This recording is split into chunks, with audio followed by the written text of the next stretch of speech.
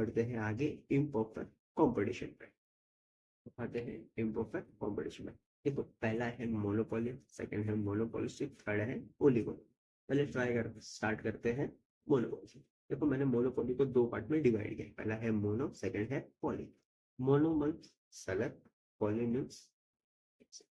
Mono को मैंने दो पार्ट में डिवाइड किया है, पहला है मोनो, सेकंड है poly. Mono means single, poly means select. अच्छा, सिंगल सेलेक्ट जो पूरे मार्केट को कंट्रोल करता है। आप ये एग्जांपल ध्यान से सुनो क्योंकि बहुत सारी जगह पे काम आने वाले हैं। मोनोपोली बोला है भाई एक अकेला व्यक्ति पूरे मार्केट के ऊपर की गुड्स, वो अकेला गुड्स बेच रहा है मार्केट के अंदर और पूरा कंट्रोल कर करता है। इसका बेस्ट एग्जांपल जो वो है आपका टाटा नमक। कैसे बदल, देखो नमक, काला नमक है, सफेद नमक है, जो भी, लेकिन खाने में जो नमक आता है वो टाटा का। टाटा सॉल्ट मिलता है मार्केट में, 35 रुपया पैकेट है, लेकिन देखो पूरे मार्केट में एक अकेला ही ब्रांड है नमक का जो मार्केट में सर्व होता है। देखो सिंगल सेलर है, पूरे मार्केट के ऊपर कंट्रोल है, दैट इज कॉल्ड मोनोपोली। ज्यादा क्लियर है। अब आते हैं हम लोग टाइप्स पे कि कितने टाइप्स के मोनोपोली हो सकते हैं। अगेन वापस सेम टाइप आएंगे। प्राइवेट मोनोपोली, अभी देखा आपने टाटा नमक प्राइवेटली है, पूरे मार्केट पे उसका ही कंट्रोल है। सेकेंड है आपका पब्लिक मोनोपोली। अब जैसे देखा जाए हम लोग ने रेलवे को भी है public, railway as usual normal है, लेकिन पब्लिक मोनोपोली क्यों है वो, क्योंकि देखो सरकार जब चलती है ट्रेन पर लोगों के लिए, ये जो सरकार चलती है, प्राइस डिस्क्रिमिनेशन बहुत होता है इसके अंदर। कैसे होता है कि भाई अगर आपने कभी ऑर्डर करेगा कि आप 6 महीने पहले टिकट बुक करो, आपको थोड़ा इधर पर मिलेगा, लेकिन अगर आप तत्काल में बुक करो या फिर कभी कभी ट्रेन टिकट्स होते ही नहीं है, तब वो प्राइस 3, 3.5, 4 हजार तक लेकर चलो। अगर कैंसिल करो तो मन मर्जी के हिसाब से डिडक्शन करके आपको पैसा दे देंगे। तो that is for public monopoly. यहाँ पे ट्रेन के लिए, अच्छा देखो हमारे पास 3 तरीके की ट्रेन चलते हैं हमारे यहाँ पे। सेंट्रल लोकल ट्रेन चलती है, मेट्रो चलता है, गाँव की ट्रेन चलती है। क्या यूटीएस ऐप से आप गाँव की ट्रेन की टिकट बुक कर सकते हो? नहीं सर, बुक नहीं कर सकता हूँ। क्या गाँव की ट्रेन की टिकट से आप मेट्रो की ट्रेन की टिकट बुक कर सकते हैं? नहीं सर। देखो तीनों का अपना अपना एक मोनोपोली है प्राइस के हिसाब। अब मेट्रो में भी ले लो, वो भी एक मोनोपोली है। कैसे, जैसे यहाँ से कहीं भी घूमो, आप काठगोपर से डीएन नगर जाओ, 70 रुपीज लेगा। आपको अगर जमता है घूम लो और जाओ, नहीं तो मत। That is for private, sorry public monopoly. Public के ट्रांसपोर्टेशन के लिए बना है, लेकिन उसको मोनोपोली हम हमारे यहाँ पे प्राइस डिसाइड करेंगे। That is clear. फिर आपको लीगल में, अब सब बंदे डेयरी मिल्क तो खाते ही हो। पहला रैपर जब ओपन करते हो तो वो ऊपर कैडबरी लिख के आता है, एंड दो टेस्ट जैसा ग्लास होता है जिससे ऊपर से मिल्क पोर होती है और नीचे गिरते गिरते वो एक चॉकलेट फॉर्म बन जाता है। लेकिन देखो वो जो ग्लास है टेस्टिंग के साथ, वो ऐसे गिरता है, वो किसी और चॉकलेट के देखा है आपने? नहीं सर नहीं देखा। क्यों नहीं देखा? क्योंकि वो dairy milk, that is legal monopoly. क्यों? क्योंकि वो पेटेंट किससे बिलोंग कर रहा है? तो डेयरी मिल्क से बिलोंग कर रहा है। तो वो किसका है? वो डेयरी मिल्क का। कोई और यूज कर सकता है क्या? नहीं भाई, वो हमारा। That is called legal monopoly. फिर आता है नेचुरल मोनोपोली।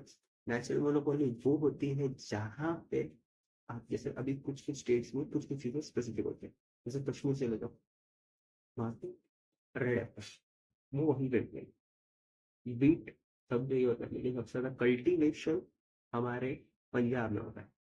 तो ये होते हैं नेचुरल मोनोपोली, जिसके यहाँ पे सबसे ज्यादा चावल भी सब जगह होता है मेजरली, लेकिन साउथ में चावल ज्यादा प्रोड्यूस होता है। That is called natural monopoly. Simple monopoly, एक सेलर है पूरे मार्केट पर कंट्रोल करते हैं, एक प्राइस होता है, इसको बोलते हैं सिंपल मोनोपोली। फिर आता है आपका, फिर है डिस्क्रिमिनेटिंग मोनोपोली। डिस्क्रिमिनेटिंग मोनोपोली में क्या होता है कि आपके यहाँ पे एरिया में डॉक्टर है, ठीक है, उसका जो यूजुअल चार्जेस है चेकअप का वो 100 रुपीज, वो एक कंज्यूमर से 100 रुपया ले लिया जो नॉर्मल। लेकिन उसने देखा कि एक बंदा है जो गुजरात में, राजस्थान से है, वो थोड़ा वेल्दी पैसा वाला है, उसने उसी पे 400 रुपये वसूल कर लिया। लेकिन उसके बाद, ठीक है, थोड़ी देर बाद उसी एरिया में एक माइनर एक्सीडेंट हो जाता है, एक बच्चे को लग जाता है। उस इमरजेंसी का उसने फायदा उठाया और जो बंदा ट्रीटमेंट करवा रहा था उससे उसने 1000 रुपये वसूल करवा लिया। तो वो एक ही चीज के लिए है, उसको नॉर्मल ट्रीट ही करना है पेशेंट्स को। ये तीनों कंज्यूमर से उसमें अलग अलग प्राइस डिसाइड किया, that is called discriminating monopoly. फिर आता है मोनो वॉलेंट्री मोनोपोली। वॉलेंट्री में ऐसा होता है कि अगर आप ऑयल को देखो, पेट्रोलियम को देखो, अभी हमारे पास एचपी है, भारत है, अब नायरा धीरे धीरे लास्ट 2 ईयर से पकड़ा है।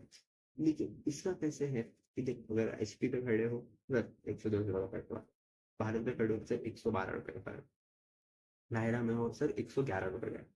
ये फर्क क्यों है पेट्रोलियम का? क्योंकि तो इन लोगों ने वॉलेंट्री डिसाइड किया ना। इधर 29 स्टेट्स है हमारे पास, थोड़ा थोड़ा डिसाइड कर लेते हैं, थोड़ा थोड़ा भाग ले लेंगे एंड अपने अपने हिसाब से बेचेंगे। तो आप मेरे बिजनेस में इन्वॉल्व नहीं हो रहे, मैं आपके, तो ये वॉलेंटरी म्यूचुअली डिसाइडेड मोनोपोली कि भाई आप इतने में बेचो, आपको इतने में बढ़ता है। तो ऐसा क्लियर है। फिर पहले फीचर्स क्या है मोनोपोली के वो देख लेते हैं। पहला है सिंगल सेलर, पूरे मार्केट में अकेला व्यक्ति पूरे गुड्स को बेच रहा है।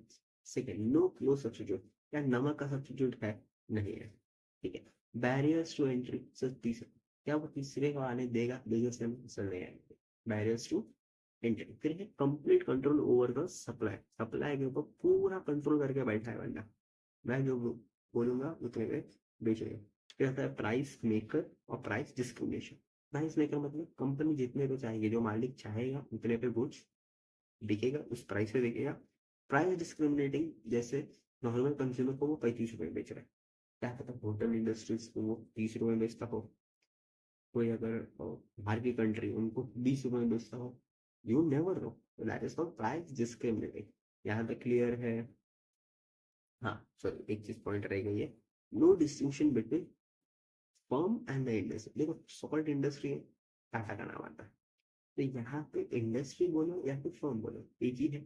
अगर कल के दिनों पर कुछ हो गया सॉल्ट में, तो आप टाटा पे केस करोगे या सॉल्ट इंडस्ट्री में? देखो सॉल्ट इंडस्ट्री टाटा की है, तो एक अकेला ही देखिए, इसमें डिफरेंस ये है कि किसकी है वो। दैट्स व्हाट वो distinction between firms and industry. याद क्लियर है? आगे बढ़ते हैं मोनोपोलिस्टिक कंपटीशन। चलो मोनोपोलिस्टिक कंपटीशन होता क्या है? Monopolistic competition according to Chamberlin, हमारे पास एक बुक में इकोनॉमिस्ट है, उन्होंने लिखा है अकॉर्डिंग टू चेम्बरलेन, उन्होंने बताया है कि भाई अगर मोनोपोलिस्टिक कंपटीशन को पहचानना है, वो क्या, देखो बहुत सारे सेलर्स होते हैं मार्केट में, मतलब ऊपर डेफिनेशन लिखा हुआ है, उस पर लिखा है कि लास्ट टाइम पर amount sellers which producing the same selling producing close but not perfect substitutes।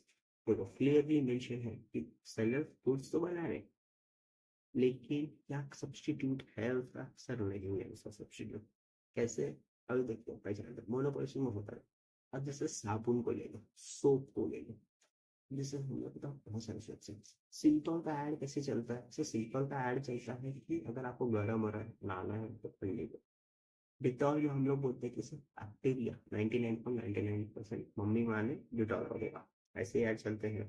फिर आता है मेडिमिक्स। मेडिमिक्स को हम लोग हीट करते हैं, नीम का साबुन, जिससे आपके बॉडी में कोई भी इचिंग है, कुछ भी है और बीमारी नहीं लग सकती, नीम बॉडी के लिए बहुत सुटेबल होता है। बस उसके बाद है सर डव। डव को हम लोग कैसे देखते हैं? सर गाल को स्मूथ करना हो या सॉफ्ट करना हो तो डव यूज करते हैं, मिल्क का बना। तो संतूर की को कैसे बनाया जाता है? तो संतूर को हम लोग डिफाइन करते हैं एज अ संतूर बोलने, मतलब जिसकी एज फैक्ट कम दिखते हो तो संतूर करते हैं। देखो 5 अलग अलग साबुन का नाम ले रहा हूँ, 5 अलग अलग वैरायटी हो साबुन के, लेकिन क्या एक दूसरे का काम कर सकते क्या वो लोग? That is called soap, that is monopolistic competition. एक ही जैसा गुड्स बनाते हैं पूरे मार्केट के अंदर, लेकिन सबका अपना अपना एक डिफरेंशिएशन है। क्लियर है? देखो पहला पॉइंट है फीचर्स का, large number of sellers, large number of buyers. देखो सेलर बहुत है तो बायर भी तो बहुत है। मेरे खुद के घर में 2 साबुन आते हैं, सिंथॉल जिससे हम लोग फ्लश आउट होता है। सेकेंड चीज, मम्मी के लिए अलग से आता है, बाल धोने का शिकायत का साबुन। देखो साबुन एक ही है लेकिन वैराइटीज बदल गई यहाँ पे। फिर आता है फ्री एंट्री एंड एग्जिट का। आपको ऐसा लगे कि भाई आपका साबुन नहीं चल रहा है मार्केट के अंदर, आप बाहर जा सके, फ्री एंट्री एंड एग्जिट। फिर आता है प्रोडक्ट डिफ्रेंशिएशन। देखो सबके बीच में मोनोपोलिस्टिक की सबसे बड़ी खासियत यही है कि प्रोडक्ट डिफ्रेंशिएशन बहुत है, साइज के साथ होता है, फ्रेगनेंस के साथ होता है, उसके क्वालिटीज के साथ होता है, that is called product differentiation. Selling cost, अब ध्यान सुनिए, सेलिंग कॉस्ट आपको आपके कॉम्पिटिटर का देख के ही रखना पड़ेगा। देखो, एक कंपनी ने अगर 10 रुपए का पाउच देना चालू किया साबुन का, सबको चालू करना पड़ेगा। अगर 10 वाला सैशे देखा रहेगा, सिंथॉल का भी मिलता है, लाइफबॉय का मिलता है, डिटॉल का भी मिलता है, डिटॉल का यूजर मिलेगा, लाइफबॉय का मिलता है, लक्स का मिलता है, नंबर 1 का मिलता है। सब क्यों रहते हैं उस फील्ड में कि भाई 10 रुपए वाला वो बंदा बेचे तो हम भी बेचेंगे। ठीक है, मार्केट में सब वैरायटीज जानी चाहिए, that is for selling. Selling cost बहुत इंपॉर्टेंट होता है। लिस्टेड है, एक ने 10 रुपए का बेचा, सबको 10 रुपए में बेचना पड़ेगा। ठीक है, आता है आपका क्लोज सब्स्टिट्यूट। देखो पहले ही है कि ये किसी का क्लोज सब्स्टिट्यूट नहीं है, क्लोज सब्स्टिट्यूट नहीं है। क्यों? सो उसमें बहुत ज्यादा वैरायटीज है। फिर आता है कॉन्सेप्ट ऑफ ग्रुप। यहाँ पे आप साबुन नहीं लो, सोप इंडस्ट्री। अब यहाँ पे लक्स अलग है, रेक्सोना अलग है, मार्वो अलग है, मेडिमिक्स अलग है, डव अलग है, ऐसा नहीं। आप यहाँ पे उसको एक इंडस्ट्री क्रिएट करते हैं, इसको सोप इंडस्ट्री। फिर एक लास्ट पॉइंट आपका बचा है, यहाँ पे ये क्लियर हो गया आपका लास्ट सारे पॉइंट। अब सबका सिर्फ एक लास्ट टॉपिक बचा है, दैट इज फॉर ओलिगोपोली। अब शुरू करते हैं उसको।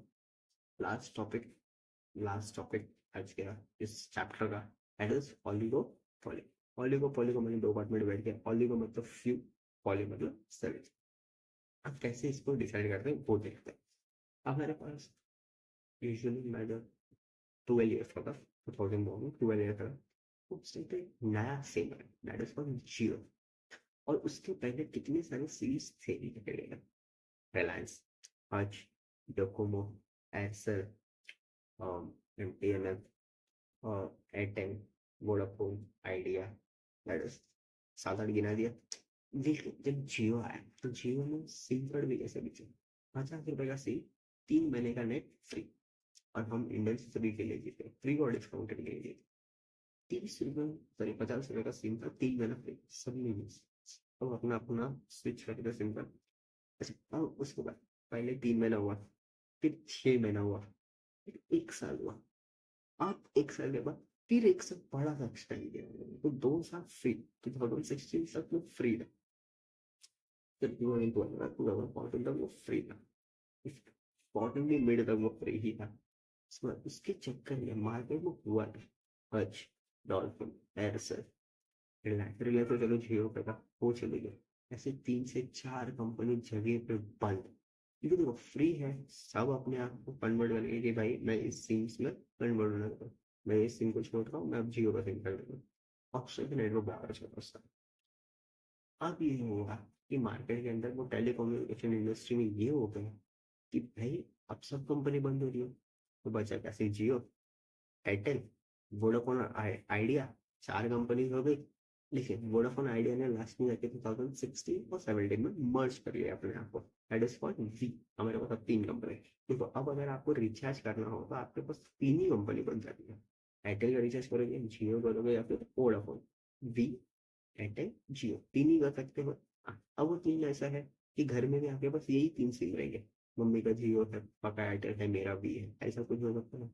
तो अब ये है कि देखो फ्यू सेलर्स ही बचे हैं, इसको बोलते हैं ओलिगो पॉली। यहाँ तक क्लियर है?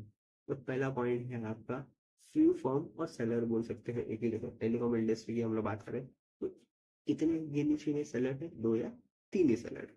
इसके बाद आपका आता है इंटरडिपेंडेंस, एक दूसरे से ही इंटरडिपेंडेंस है आपका। अब अगर आपने देखा होगा रिसेंटली जियो ने अपने प्राइस हाइक किए थे 20%, 20%, 20 रुपीज हर प्लान्स में बढ़ा दिया है। सेम चीज फिर वोडाफोन को भी करना पड़ा, वी मतलब वी को करना पड़ा, एयरटेल को करना पड़ा। That is called interdependence. एक ने प्राइस कम किया, सबको करना पड़ेगा। एक ने प्राइस पिक किया, सबको पिक करना पड़ेगा। अच्छा, अब एडवर्टाइजिंग, इनका सबसे बड़ा मार्केटिंग इनका एडवर्टाइज ही करता है। कैसे पता? जियो को हम लोग बोला जाता है भरोसेमंद तो फिर साथी से जियो ने, पहले हम एयरटेल के रहे। एयरटेल 5G स्पीड के लिए बहुत अच्छा है। वी कम्युनिकेशन या फिर बोलते हैं बेस्ट नेटवर्क के लिए बहुत अच्छा है। जियो ओटीटी के लिए बहुत अच्छा है। देखो तीनों का एडवर्टाइजमेंट 3 अलग अलग वैरायटी से होता है। That is for advertisement, product का एडवर्टाइजमेंट आप कैसे करते हैं। फिर आता है एंट्री बैरियर्स। अब ये 3 कंपनी के बाद कोई और कंपनी एड ऑन होगी क्या आपको लगता है? हाँ, होने के लिए हो सकती है, क्योंकि अगर आपने न्यूज देखा होगा तो बीएसएनएल वापस आ रहा है। बीएसएनएल वो कंपनी है ये जो अभी की जो कंपनीज बनी है ना, टाइटल जियो वी वाली, उनके भी पहले की वो कंपनीज है, उनको गवर्नमेंट कंपनी से तो थोड़ा कुछ विवाद हो गया था उस कंपनी का, और कुछ चीजें उनकी लैक कर गई थी उस जमाने में, सो बंद नहीं हुई प्रॉपर तरीके से।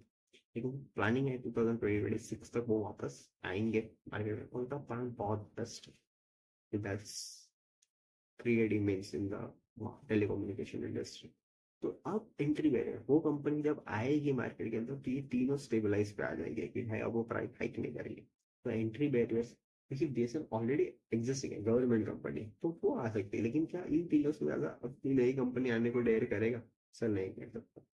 उसके बाद आता है लैक ऑफ यूनिफॉर्मिलिटी। कोई भी कंपनी का यूनिफॉर्मिलिटी डिसाइड होता है उसके चीजों से, जैसे उसका सेल्स कितना है, मान लो यहाँ पे वी है, यहाँ पे एयरटेल है, एयरटेल का सेल्स यहाँ पे, वी का सेल्स यहाँ पे है, टर्न ओवर के हिसाब से एयरटेल इधर है, वी इधर है, तो दैट्स फॉर यूनिफॉर्मिलिटी। वो कितनी बड़ी कंपनी है कितनी छोटी कंपनी है यहाँ पे मैटर नहीं करता, बस एक बचाया यह कि हो सकता है कि कंपनी बड़ी छोटी हो सकती है। देन इसके बाद आता है अनसर्टेनिटी। कुछ भी हो सकता है, अगर आपको मार्केट में रहना है, कंपटीशन करना है, तो यहाँ पे अनसर्टेनिटी, किसको पता था टेलीकम्युनिकेशन इंडस्ट्री में कि जियो जैसा एक तूफान आने वाला है? तो चाहता था, जानता था कि ये लोग आने वाले, सर नहीं आए।